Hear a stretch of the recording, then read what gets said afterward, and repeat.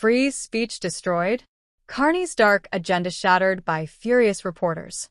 Mark Carney, the new leader of the Liberal Party and Prime Minister of Canada, is facing mounting criticism for his lack of transparency and leadership. His refusal to disclose essential financial information, including his net worth and the contents of his blind trust, raises serious concerns about potential conflicts of interest. Unlike other political leaders, Canadians have no access to Carney's financial disclosures, which undermines public trust and accountability in a political climate that demands transparency.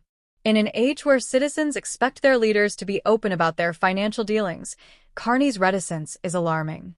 This lack of disclosure not only fuels speculation about his motivations, but also raises questions about his commitment to ethical governance. Many Canadians are left wondering what he might be hiding, and this cloud of uncertainty only deepens the crisis of confidence in his leadership.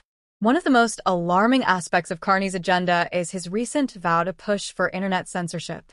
Under the guise of combating online hate and conspiracy theories, he seems intent on enacting legislation that many fear could infringe on free speech.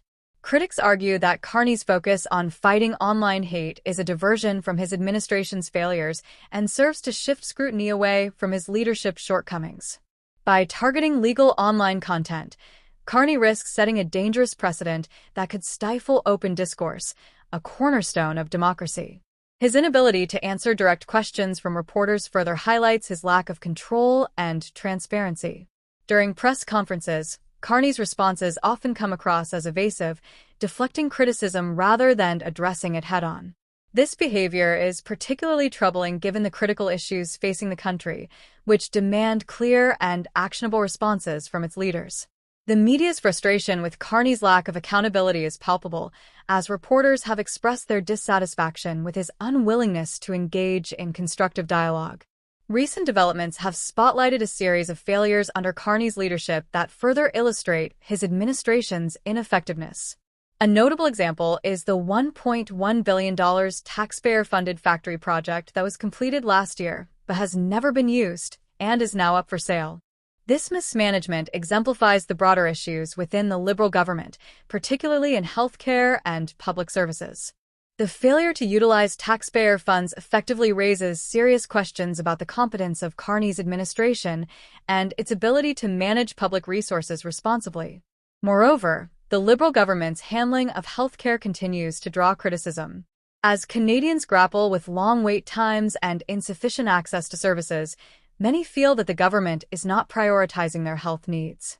The latest spending spree, which includes increased funding for institutions like the CBC and CRA, has drawn ire as these entities receive more taxpayer money than essential services like national security.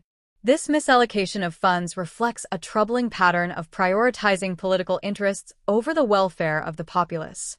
As the housing crisis deepens and the number of tent encampments in cities like Toronto continues to rise, Carney's policies are increasingly seen as ineffective.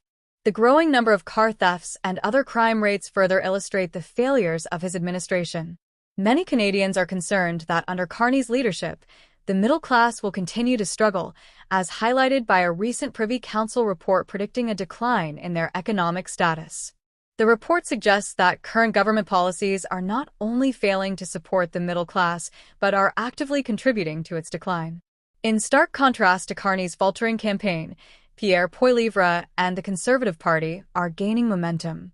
Poilievre has received endorsements from major business leaders across Canada, signaling a clear rejection of Carney's leadership. This growing support highlights a shift in public sentiment, as Canadians increasingly seek alternatives to the current administration. Poilievre's ability to resonate with both the business community and everyday citizens underscores the appeal of his policies, which prioritize economic growth and stability.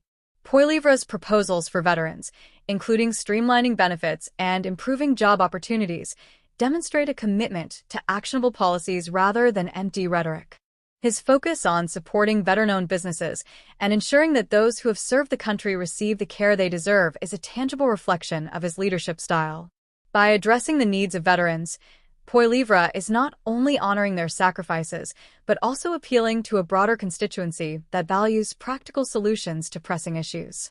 Carney's recent decision to suspend his campaign while retreating to his mansion has raised eyebrows and further tarnished his image.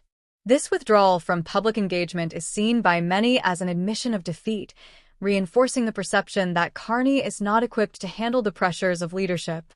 His avoidance of direct questions and failure to take decisive action illustrate a leadership style that is not aligned with the needs of Canadians.